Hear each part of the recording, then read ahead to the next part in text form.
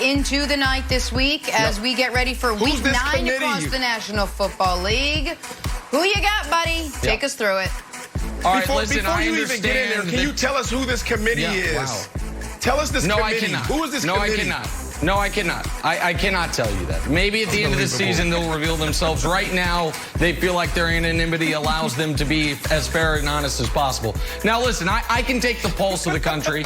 I know what day it is. I understand what's going on in the national news. And I understand that these are the results everyone's waiting for. Updated tiers, new names on them, except for the bottom two. Bottom two remain the same. The Jets stay the Jets. The NFC East stays the NFC East.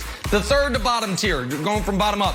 We've changed the name of that tier to mock draft season. All those fans of those teams are staring at mock drafts, except for the Texans who don't have any draft picks because of Bill O'Brien, but everyone else staring at mock drafts. Now to the teams that actually matter a bit. Hanging on barely. My Chicago Bears, my beloved Chicago Bears, I've got to say, I've been uninspired with their offense as of late. My beloved Cam Newton and Wild's beloved Patriots, I've been uninspired with their play as of late, but they're still alive. San Francisco their quarterback got hurt. Detroit and Oakland kind of middling. Now let's move on to the top four tiers. Let's move on to the teams that really, truly matter. We'll start with the playoff threat tier. You see who's on there all of a sudden? Good God, that's Tua Tagovailoa's music. The Miami Dolphins, above 500, great coach in Brian Flores. You know who's next to him, who also moved up? One of the teams Brandon was high on. The Colts, Phillip Rivers. Are you going to get good Phillip or bad Phillip? Who knows? But Darius Leonard's back makes them dangerous. And then the Browns, we didn't dock them too much because they lost the game that they lost this week. I would argue that no one could have won. Well, actually, obviously, Oakland could have won. Let's move on to the Browns. I don't want to argue about that. Now to the teams that truly matter. Super Bowl eligible. Folks, I will stake my reputation as America's preeminent prognosticator on this. The Super Bowl champion is going to come from one of these top three tiers. Every other team is just playing for participation trophies. The Ravens and Seahawks, however, have moved down from top contenders to this tier because the number one contender, the clear team most likely to take out the champs, are Brandon's beloved Pittsburgh Steelers, and then there's, of course, the champs. The champs stay the champs. I know their blowout wins don't count to anyone except for me, but so there it is. There's the updated tiers. Unlike last week, Brandon, I am certain this is going to be a very quick segment because you have no issues whatsoever because this week they are flawless. Well, I have so many issues. First of all, when I first saw these tiers, I was like, why did he change the names of the tiers? Like, I was enjoying them. And I was like, man, Nick is just throwing me all off. I had a game plan. Then I realized, like, everyone does these mock rankings. I love it. So great job with that. But when you throw back up the tiers, Nick, I don't understand why you won't respect the Seattle Seahawks and the Tampa Bay Bucks. They should be right there as a contender with the Pittsburgh Steelers. They are that good. So I gotta look at you there in your eyes and say, brother, you continue to get this wrong. I love how you have the champs there. But then also last week, okay, let's go down to the NFC East. Someone has to win this division, Nick. Wilds petitioned this last week. Do you listen to the people? Does the committee listen to the people? I would like to see the Philadelphia Eagles, okay, as a playoff threat. Can we get this done? Wow.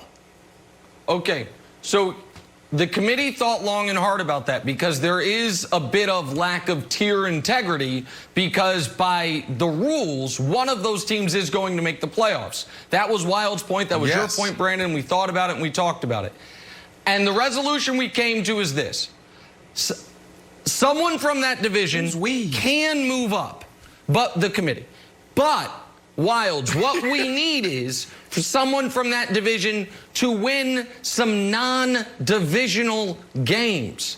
So like Philly got a win again, but it was against the NFC East. So you're beating up amongst each other. We need some out-of-division wins if the NFC East wants any respect whatsoever. When we watched that Eagles-Cowboys game, Wilds, and I'll throw it to you, we actually got to see in real time what it would have been like if you just let a fan play quarterback.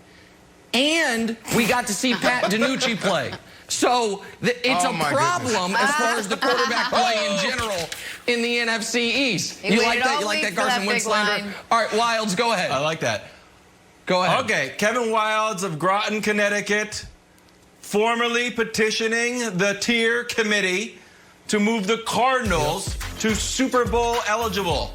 Here are my reasons. Number one, literally, they just beat the Seahawks, who are a tier above them. They are literally better than them. We just saw it.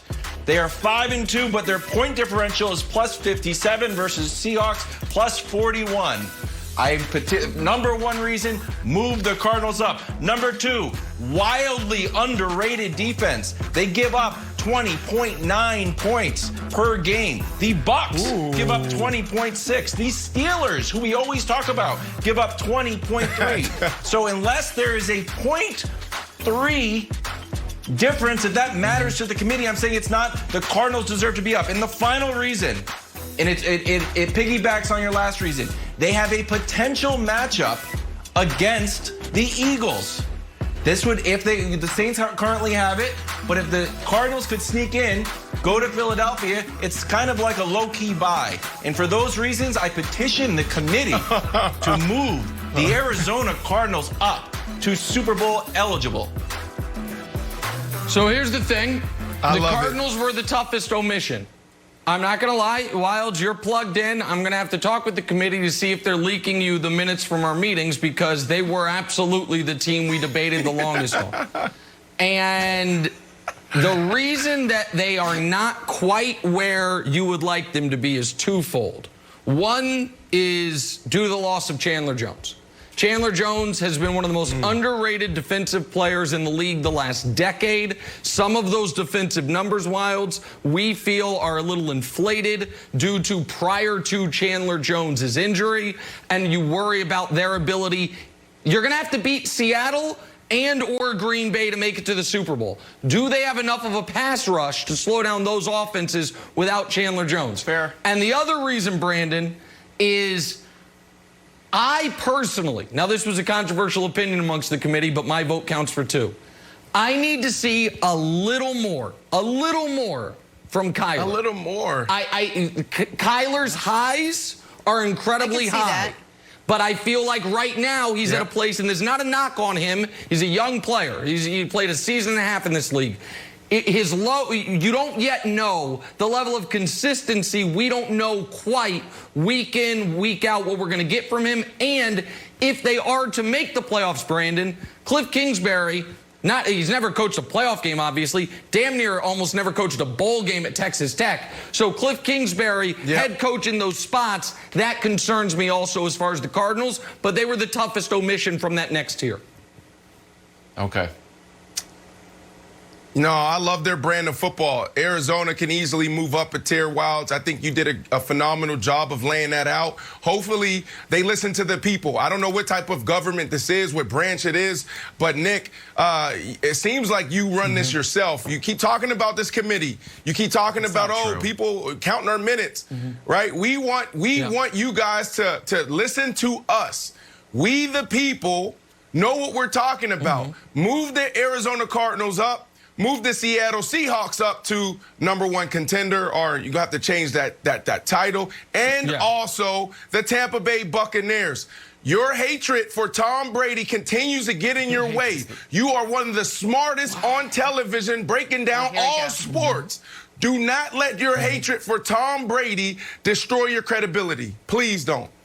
Okay, so the committee anticipated that there would be some personal attacks, and so we're ready for those. But I do have some good news for you, Brandon. If the Tampa Bay Buccaneers, I promised you this a couple weeks ago, I said if they beat the Packers, we'd move them up a tier. We'd move them up a tier, and we did. They're up a tier higher than they were. The committee has decided, one could say prematurely, if they beat the Saints, they'll move up again. And then, Jen, I think we're going to discuss that here. Maybe I'm wrong, but I think we're going to discuss it. We're going to have to put them up there with champs. We're going to have to put them up there. We got a great slate of football this weekend, a bunch of awesome games. All right, check out these three big ones that'll be on Nick's TVs this weekend, starting with Thursday Night Football tomorrow on Fox. Nick, what outcomes here would get you to vault any teams up a tier? Or perhaps move anyone down?